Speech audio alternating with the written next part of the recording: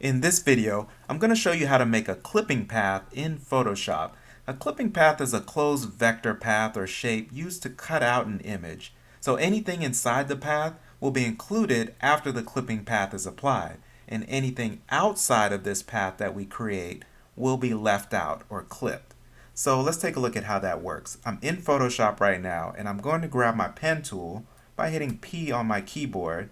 I'm also going to make sure that my paths panel is available so that I can preview my path as I'm drawing it. And what I'm going to do is I'm going to create a path around this line in the foreground, and then I'm going to clip that path so that I'm not able to see the rest of the background or the other lines once I import it into Illustrator or InDesign. So let's start by drawing the path. And I like that when I'm drawing this path, I can look in my paths panel and even see in real time this path being created. So I'm going to continue drawing my path with the pen tool here. And I'm moving kind of quickly. The nice thing about the pen tool is that I can always grab the direct select tool after I've connected the dots from where I started to where I'm ending, and I can grab the direct select tool and I can adjust these points and just make them fit a little tighter around the path. So I'll just do that right now. I'll grab the direct select tool from the tool panel and I'll zoom in a little bit, and you can see I'm just going to kind of go in here and adjust some of these points.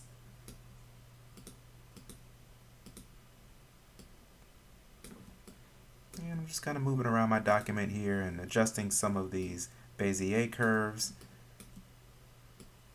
So now we have this path that we've created. It's still not a clipping path, meaning that if I were to bring this into InDesign, I'd still see all of this background. And if we were to look in our paths panel, you can see we have our working path and we can see it here, which is nice. But the next step after creating the work path is to save the path.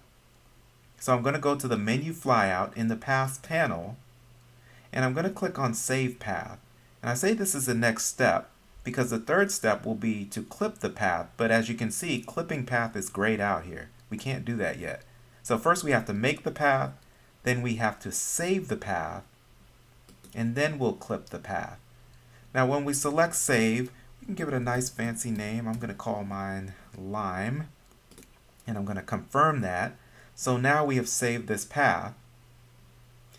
And now I'm going to go back to the Paths panel, the menu flyout, and now look, clipping path is available. So it says clipping path ... or ellipses, which means there's more to come, and there is. So I'm going to click on clipping path, and I'm going to highlight the path that we've created because we've only created one. And I'm going to leave flatness at 0. I'm going to let the printer handle a postscript on that, meaning that if we were to have problems printing, then we could go in here and maybe enter a value from 0.2 to 100 to see if that solves the problem. But in most cases, you're not going to have a problem with that these days. So I'm just going to leave it blank. And I'm going to confirm this by saying OK. And check this out. If you look in the Paths panel now, look how different the text looks. So it has this outline around the text now. This is what lets us know that this is now a clipping path. Okay, so we created a work path with the pen tool. We went to the Paths panel and we saved the path. And after we saved the path, we applied clipping to that path. Now, if we look at the document area, we don't really see that anything is different visually. Okay, we only see that in the Paths panel. So everything looks the same. But when we import this into InDesign, which we'll do now by going to the File menu, Save As, and I'm going to save it into this folder here as a TIFF, although clipping paths these days can be applied to JPEGs and PSDs, but we'll just do TIFF for now. I'm going to click Save.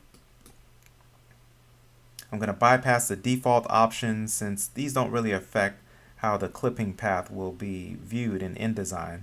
I'm going to confirm that. While that's saving, I'm going to slide over to InDesign, and while in InDesign, I'm going to place it. So I'm going to go to the File menu, and I'm going to select Place or Command D, and I'm going to select my file and open it. And you can even see here when I'm trying to place this file, you can see that the background, the other two limes are still in the preview while my cursor is loaded, even though we've applied a clipping path to it.